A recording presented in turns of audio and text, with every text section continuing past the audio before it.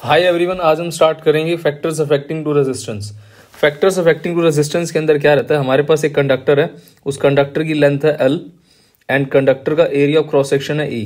Resistance जो होता है वो directly proportional to length of the conductor होता है। मींस जितना रेजिस्टेंस, जितनी लेंथ होगी कंडक्टर की, उतना रेजिस्टेंस इंक्रीज होगा। और रेजिस्टेंस जो होता है वो इनवर्सली प्रोपोर्शनल टू एरिया होता है। जितना एरिया ज्यादा होगा उतना रेजिस्टेंस कम होगा। इसका मतलब क्या है, एक वाइड कंडक्टर अगर हम लेते हैं, एक थिक वायर लेते हैं, उसके अंदर से जो करंट फ्लो करेगा वो ज्यादा होगा कंपैरेटिवली एक थिन वायर लेते हैं जो हम, क्योंकि इसके अंदर क्या है, एरिया ऑफ क्रॉस सेक्शन कम है। अनदर थिंग इसके अंदर क्या रहती है, जब हम इसको रिकम्बाइन करते हैं, resistance is directly proportional to L over A, तो इसके अंदर एक कांस्टेंट आता है R equals to rho L upon A। तो यहाँ पे जो ये रो है, इस रो को हम बोलते हैं रेजिस्टिविटी, RHO। रेजिस्टिविटी का मतलब होता है स्पेसिफिक वैल्यू किसी भी कंडक्टर की, जैसे मेटल्स हैं, एलॉयज हैं, सेमीकंडक्टर्स हैं, इन सब की एक पर्टिकुलर वैल्यू होती है कि जैसे कॉपर है, कॉपर की रेजिस्टिविटी कितनी होगी। कॉपर की रेजिस्टिविटी 1.6 इंटू 10⁻⁻8 ओम मीटर रहती है। तो अब ये सब की वैल्यूज हम लोग कैलकुलेट कर सकते हैं एक्सपेरिमेंटली। इन सब की वैल्यूज दी हुई है, यहाँ पे एक टेबल है, इसके अंदर सबकी वैल्यूज दी हुई है। जैसे सिल्वर है, सिल्वर की रेजिस्टिविटी की वैल्यू दी हुई है 1.60 10⁻⁻8, कॉपर की 1.62 10⁻⁻8। अब जैसे जैसे हम नीचे बढ़ रहे हैं, इसके अंदर क्या हो रहा है, इंसुलेटर्स, सबसे लास्ट में जाकर के ये पेपर 10⁻12 हो जाता है। तो कंडक्टर्स जो होते हैं उनके अंदर रेजिस्टिविटी कम रहती है comparatively to the alloys, and insulators के अंदर सबसे ज्यादा रहती है। तो इसीलिए हम यहाँ पे एक कंक्लूजन निकाल सकते हैं कि अगर रेजिस्टिविटी ज्यादा है तो कंडक्टिविटी क्या होगी, कम होगी। रेजिस्टिविटी कम है तो कंडक्टिविटी क्या होगी, ज्यादा होगी। अनदर थिंग, यहाँ पे रेजिस्टिविटी का मतलब क्या होता है, रो क्या रहेगा हमारे यहाँ पे, rho equals to RA over L। अगर हम यहाँ पे रेजिस्टिविटी को डिफाइन करना चाहें कि रेजिस्टिविटी होती क्या है, पहले इसके यूनिट निकाल लेते हैं। रेजिस्टेंस की यूनिट होते हैं ओम, एरिया के यूनिट होते हैं मीटर स्क्वायर, एंड लेंथ होती है मीटर। मीटर से मीटर कैंसिल हो गया। रेजिस्टिविटी के SI यूनिट क्या होते हैं, ohm metre. You have to remember, ohm metre are the units of resistivity. अब रेजिस्टिविटी होती क्या है, अगर हम रेजिस्टिविटी के अंदर एरिया ऑफ क्रॉस सेक्शन को 1 मीटर स्क्वायर ले लें और लेंथ को हम 1 मीटर ले लें, तो हमारे पास रेजिस्टिविटी की वैल्यू रेजिस्टेंस के इक्वल आ जाती है। देखो कैसे, हमने क्या किया, एक क्रॉस सेक्शन लिया, ये क्रॉस सेक्शन है, इसकी वैल्यू कितनी है, 1 मीटर स्क्वायर। अब और इसकी लेंथ कितनी होगी, 1 मीटर, मतलब 1 मीटर ये डेप्थ है इसकी इनसाइड। अब इसमें से ना हमने क्या करा, करंट पास कर दिया, ये I करंट पास कर दिया 1 एम्पियर का। अब इसमें से जो भी रेजिस्टेंस प्रोड्यूस होगा वो क्या होगी, रेजिस्टिविटी की वैल्यू होगी। Resistivity is equal to resistance. इस वैल्यू को हम नोट कर लेंगे। अब यहाँ पे ये जो सैंपल लिया है, ये सैंपल कॉपर का लिया। अब कॉपर का लेने के बाद हमें जो वैल्यू मिली वो मिली ये वाली। सिल्वर का लिया तो ये मिला, टंगस्टन का लिया तो ये मिला। तो हर एक में हमने क्या करा, हर बार इस स्पेसिमेन को रिप्लेस करा। 1 मीटर क्रॉस सेक्शन का एरिया लिया, 1 एम्पियर का करंट पास किया और 1 मीटर की इसकी लेंथ ली। तो हर बार कभी ये कॉपर लिया, फिर अगली बार हमने क्या करा, इसके अंदर सिल्वर का चेक करना चाहा कि सिल्वर की रेजिस्टिविटी कितनी है। तो हमें ये सब करने के बाद ये वैल्यूज मिली। ठीक है। अनदर थिंग इसके अंदर क्या रहेगी, इसके यूनिट्स क्या होते हैं, ओम मीटर। रेजिस्टिविटी की यूनिट्स ओम मीटर। अब यहाँ पे एक टर्म है रेजिस्टर, ये मैंने यहाँ पे एक पिक्चर दी हुई है, ये रेजिस्टर्स की सारी, ये अलग अलग तरह के रेजिस्टर्स हैं।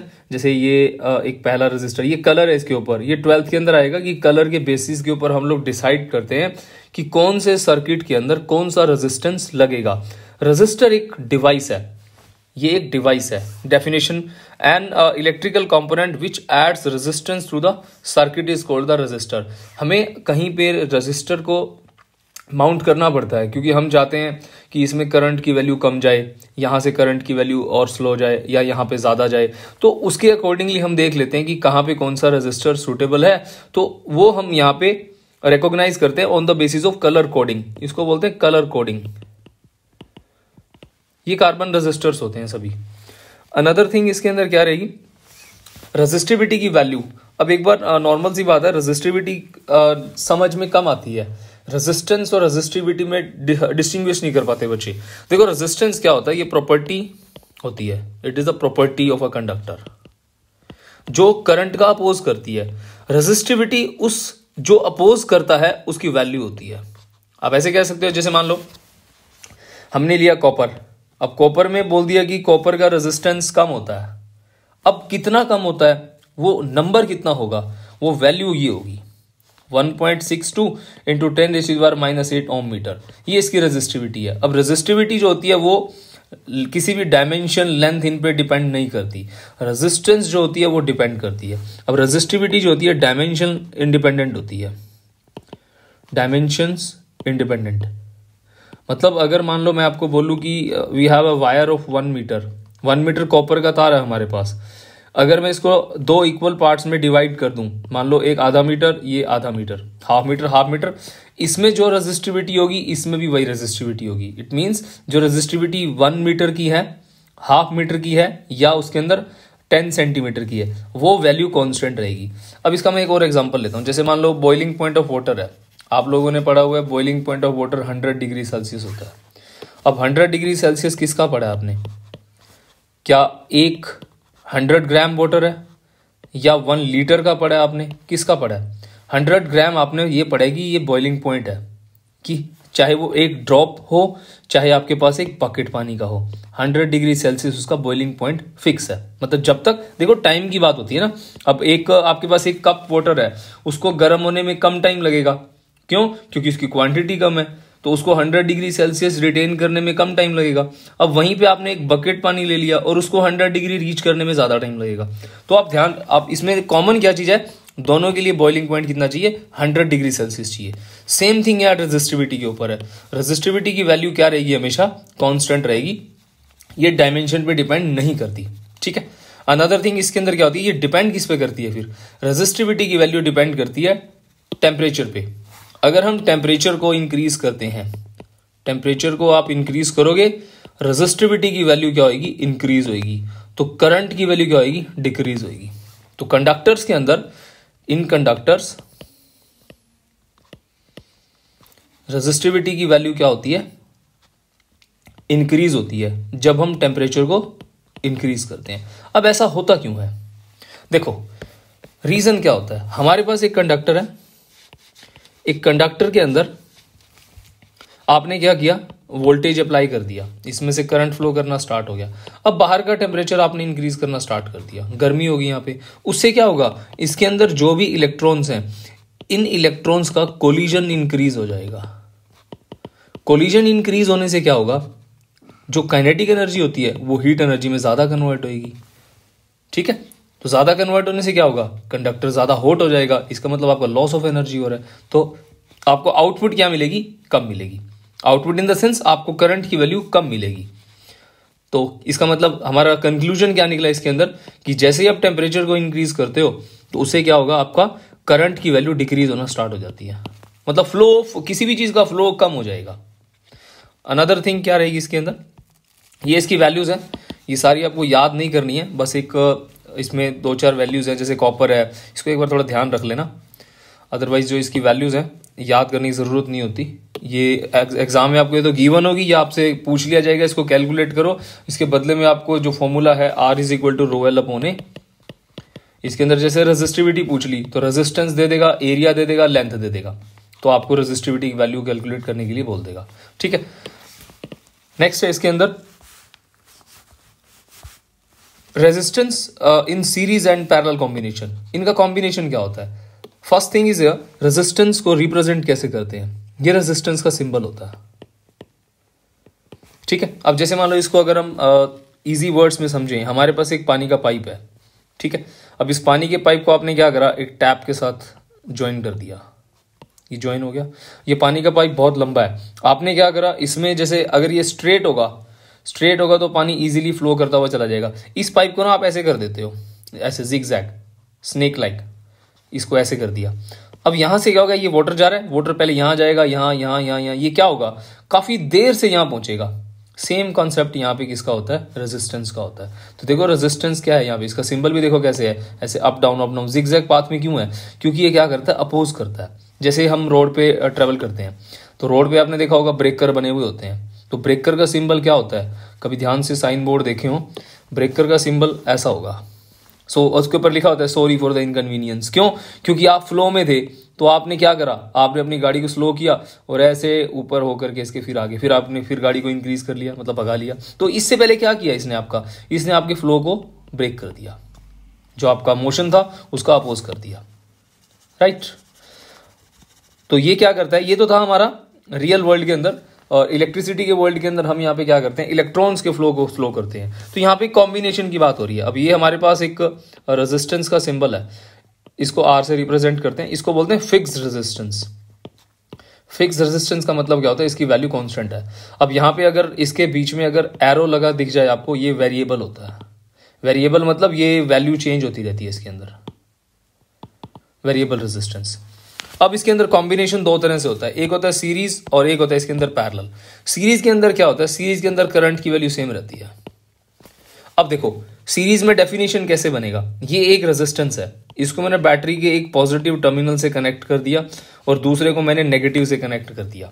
तो ये क्या, ये पॉजिटिव हो गया, ये नेगेटिव हो गया। अब मैं क्या करता हूं, इसके अंदर एक और रेजिस्टर को कनेक्ट करता हूं। अब उसको कनेक्ट करने के लिए मैंने क्या किया, ये यहां कनेक्ट कैसे कर दिया, इसको ऐसे जोड़ दिया। अब यहां पे समझने वाली बात क्या है, सीरीज कॉम्बिनेशन कब बोलते हैं, जब सेकंड रेजिस्टर का पॉजिटिव टर्मिनल फर्स्ट रेजिस्टेंस के नेगेटिव के साथ कनेक्ट हो और जो नेगेटिव है वो उसका बैटरी के नेक्स्ट टर्मिनल से जो भी कनेक्शन होगा। मतलब मेन थिंग यहां पे याद रखने वाली क्या है, फर्स्ट रेजिस्टर का नेगेटिव टर्मिनल और सेकंड रेजिस्टर का पॉजिटिव टर्मिनल, मतलब there are different terminals of batteries, they are connected with each other. इस सिचुएशन में क्या होगा, ये सीरीज कॉम्बिनेशन कहेंगे हम इसे। और यहां पे क्या होता है, करंट की वैल्यू कांस्टेंट रहती है। एंड अनदर थिंग क्या है, इस सर्किट के अंदर एक ड्रॉबैक रहता है। सीरीज कॉम्बिनेशन के अंदर अगर मान लो फर्स्ट रेजिस्टर खराब हो जाए तो आगे पूरा सर्किट डैमेज हो जाएगा, मतलब पूरा सर्किट आउट ऑफ ऑर्डर हो जाएगा, बंद हो जाएगा। इसीलिए हम लोग जो घरों में कनेक्शंस हैं पैरेलल में यूज करते हैं। तो the construction of series is simpler compare to the parallel circuit. ये सिंपल होता है, देख रहे हो आप, सीधा सीधा जोड़ते गए हम।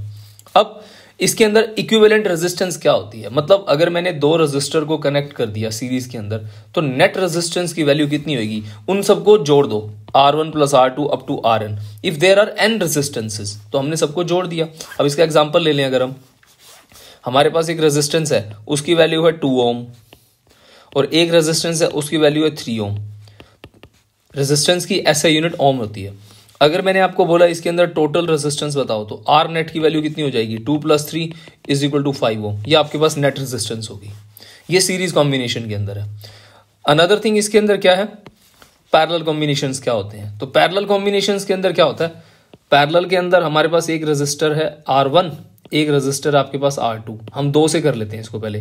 तो यहाँ पे बैटरी का एक पॉजिटिव टर्मिनल है, तो जो रेजिस्टेंस फर्स्ट उसका पॉजिटिव टर्मिनल सेकंड रेजिस्टेंस के पॉजिटिव के साथ कनेक्टेड है। इट मींस क्या है, यहाँ पे दोनों के कॉमन टर्मिनल कनेक्टेड है एक दूसरे के साथ। टर्मिनल का मतलब होता है बैटरी का कौन सा साइन है, पॉजिटिव या नेगेटिव है। टर्मिनल का मतलब यहाँ पे मैं साइन से रिलेट कर रहा हूँ। तो यहाँ पे क्या है, सेम साइन आपस में कनेक्टेड है। तो ये सर्किट कैसा होगा, पैरेलल में होगा। तो इसमें मेन थिंग जो आपको ध्यान रखनी है, वोल्टेज की वैल्यू सेम रहती है। अब हमारे घरों में इलेक्ट्रिसिटी कितनी आती है, 220 वोल्ट आती है, सबके घरों में इतनी है। क्यों, क्योंकि वोल्टेज सेम रहता है। सारे घर कैसे कनेक्टेड है, पैरेलली कनेक्टेड है। अगर मान लो घर सीरीज में होते, जैसे ये पहले नंबर वाला घर, ये दूसरा, ये तीसरा, ये 3 घर आपस में कनेक्टेड है। अगर फर्स्ट वाला सर्किट बंद कर दे, मतलब इसको जल्दी नींद आ गई रात को, इसने बंद कर दिया, तो 2 और 3 इनके घर भी लाइट चली जाएगी। क्यों, क्योंकि ये सीरीज में कनेक्टेड थे। तो इसीलिए ऐसे कॉम्बिनेशन हम यूज नहीं करते, हम क्या करते हैं, पैरेलली कनेक्ट करते हैं। अब इसके अंदर जो नेट रेजिस्टेंस की वैल्यू होती है, मतलब फॉर्मूला क्या होता है इसके अंदर, जो आपको हमेशा याद रखना है, इसका फॉर्मूला क्या रहता है। इसके अंदर क्या होता है, हम रेसिप्रोकल कर देते हैं। जैसे 1/r या P लिख देता हूं, P मतलब पैरेलल हो गया, 1/r1 plus 1/r2 and 1/rn। मतलब पैरेलल कॉम्बिनेशंस के अंदर रेजिस्टेंस की वैल्यू डिक्रीज होती है और सीरीज के अंदर रेजिस्टेंस की वैल्यू एनहांस होती है, बढ़ती है, इंक्रीज होती है। तो याद रखना, पैरेलली कनेक्ट करने के फायदे क्या होते हैं, एक तो रेजिस्टेंस की वैल्यू कम होती है, लॉस कम होगी ना, हीट कम होगी। और दूसरा क्या फायदा होता है इसके अंदर, जो ब्रोकन सर्किट वाला था कि एक ने बंद कर दिया, आगे सर्किट डैमेज हो गया, बंद हो गया, बंद हो गया, टर्न ऑफ हो गया, ये इस चीज को हम रिजॉल्व कर सकते हैं इजीली। अब इसके प्रूफ होते हैं कि R1 प्लस R2 ये कैसे आया, R1/R1 प्लस 1/R2 ये कैसे आया, ये हम नेक्स्ट वीडियोस के अंदर इसके प्रूफ भी करेंगे और इससे रिलेटेड न्यूमेरिकल्स भी करेंगे। अब मेन इसके अंदर एक बात और है आज के लिए, हम ना यहाँ पे एक बार ग्राफ डिस्कस कर लेते हैं, वीआई ग्राफ। ओम्स लॉ के अंदर मैंने लास्ट वीडियो में बता रखा है कि वीआई ग्राफ हमें रेजिस्टेंस बताता है। अब इसके ऊपर एक क्वेश्चन होता है छोटा सा कि हमारे पास दो यहाँ पे स्लोप है, एक ओ ए है और एक ओ बी है, इनमें से कौन सा सीरीज है और कौन सा पैरेलल है।